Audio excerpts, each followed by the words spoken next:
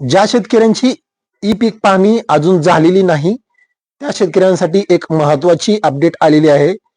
तर 2 ऑगस्ट पासून ई पीक पाहणी सुरुवात झालेली होती. 1.5 महिना झाला.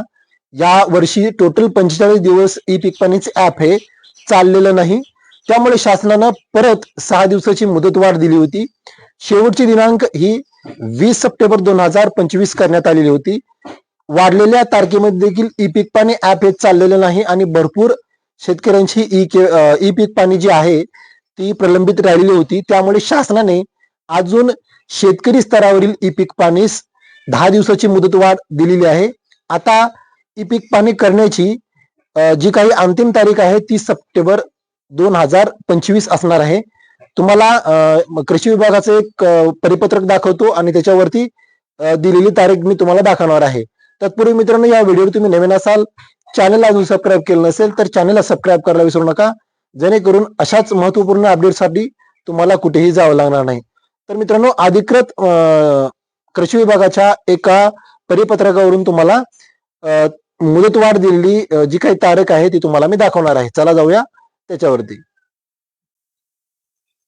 तर इथे तुम्ही पाहू शकता, ई पीक पाणी करिता पुन्हा एकदा मुदतवाढ. कृषी सल्ला.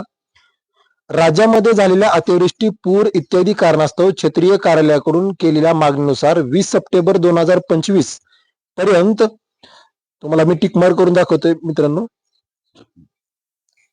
2025 पर्यंत शेतकरी स्तरावरील ई पीक पाणी करिता मुदतवाढ देण्यात आली होती. परंतु क्षेत्रीय कार्यालयानुसार सदर मुदत पुन्हा वाढवण्याकरिता विनंती करण्यात आल्यामुळे शेतकरी स्तरावरील ई पीक पाणी करिता 20 सप्टेंबर 2025 पर्यंत मुदतवाढ देण्यात आलेली आहे. ही जी माहिती आहे ती कृषी विभागाच्या व्हॉट्सअपच्या चॅनलवरती दिलेली आहे. ही जी माहिती आहे ती अधिकृत आहे.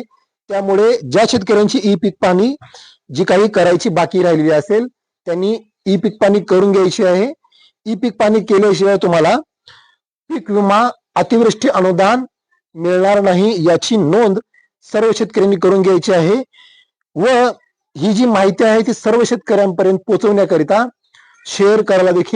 हा व्हिडिओ शेअर करायला देखील विसरू नका. मित्रांनो, परत भेटू एक उपयुक्त नवीन फायदेशीर व्हिडिओ घेऊन. तोपर्यंत जय हिंद, जय महाराष्ट्र.